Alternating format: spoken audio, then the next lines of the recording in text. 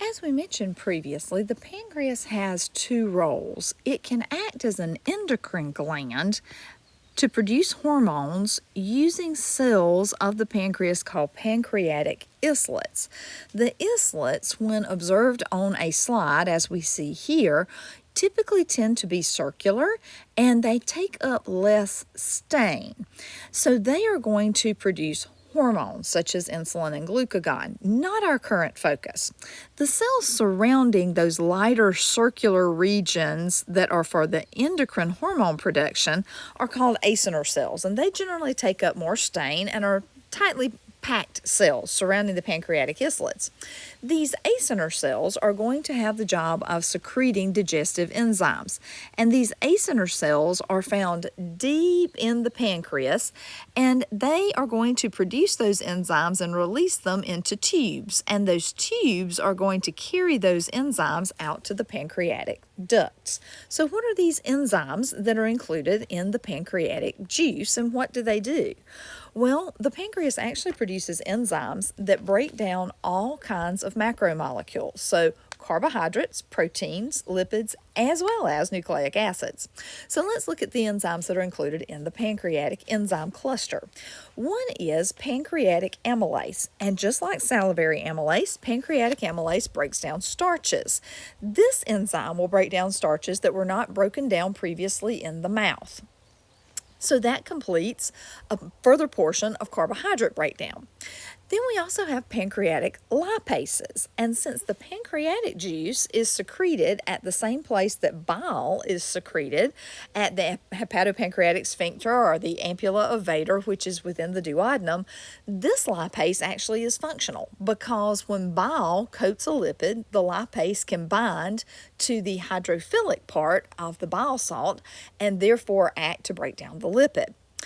Then we have two enzymes here that you'll notice are bracketed, and we can just simply call them nucleases in general, but the pancreas actually makes a ribonuclease to break down RNA, and it can also break down ATP because the ribonuclease breaks down the RNA nucleotides, and ATP contains one of those. And we have deoxyribonuclease, which breaks down DNA molecules. So these collectively we could just call nucleases for breakdown of nucleic acids. And then for protein breakdown, the pancreas releases a collection of enzymes which are then assisted by enzymes that are attached to the wall of the duodenum called brush border enzymes. So the pancreas secretes trypsinogen, which is a zymogen. It's an inactive enzyme, as is procarboxypeptidase and chymotrypsinogen. All three of these zymogens that are released directly from the pancreas must be activated to function. So trypsinogen, when it is initially released, must be activated by the enzyme enterokinase, which is along the inner edge of the duodenum. It's considered a brush border enzyme. Enterokinase is actually attached to the wall of the duodenum, and trypsinogen must bump into enterokinase to convert into its active form, which is called trypsin. Once trypsin is formed, it then activates these other two zymogens that are coming from the pancreas itself and activates them into their active form. So procarboxypeptidase released by the pancreas, once it comes into contact with trypsin, converts into carboxypeptidase, an active enzyme. Chymotrypsinogen, once it is coming into contact with trypsin, converts to chymotrypsin, an active enzyme. So we have a diagram that is included on our PowerPoint slide. It's one that I went and found from another McGraw-Hill text that I remembered from years ago and liked. And so this is showing our pancreas, of course, in yellow. And we have our ampulla of Vater here, where we have the pancreatic juice released into the duodenum.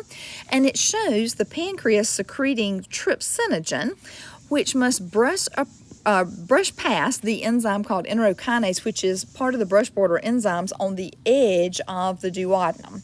So if we use the little red dot there under the word enterokinase to represent where enterokinase is, trypsinogen actually has to touch that little enzyme before it activates into its active form. Once we get the active form of trypsinogen, which is trypsin, it can then activate these other two inactive enzymes are zymogens coming from the pancreas called chymotrypsinogen and procarboxypeptidase. Chymotrypsinogen, once exposed to trypsin, converts to chymotrypsin, its active form, and procarboxypeptidase converts, when it comes into trypsin contact, into carboxypeptidase. And we'll talk a little bit more about how those enzymes are going to function in just a few moments as we look at protein breakdown in a little more detail in a summary. So let's take a look and focus our attention just for a moment at the alkaline tide reversal. So as we have chyme entering into the duodenum, this is very acidic material. And so we need to neutralize that chyme in the duodenum to protect the brush border enzymes, to protect the cells on the edge of the duodenum and the deeper tissues of the duodenum as well, like its muscle tissue. And to do that, we need some bicarbonate produced. Bicarbonate is going to be produced with our carbonic acid bicarbonate equation.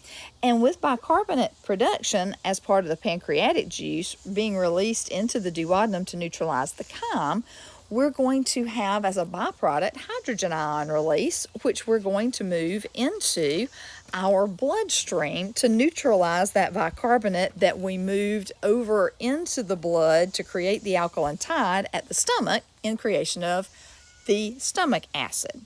So let's do a little fix to our slide here, because for some reason PowerPoint likes to change the word chyme, C-H-Y-M-E, to chime, as in a door chime, a bell. So let's first change that little error. So the alkaline tide, as chyme enters the duodenum, hydrochloric acid in the stomach is balanced by bicarbonate in the pancreas. And that bicarbonate production in the pancreas is going to move the hydrogen ions to the blood to neutralize the alkaline tide from the stomach in venous blood. So let's take a look at actually how that works. And we're going to use our stomach picture where we showed how we made stomach acid and created the alkaline tide. So if we'll pull that diagram back out, we'll come right back and look at reversal of the alkaline tide and neutralizing the chyme as it enters into the duodenum.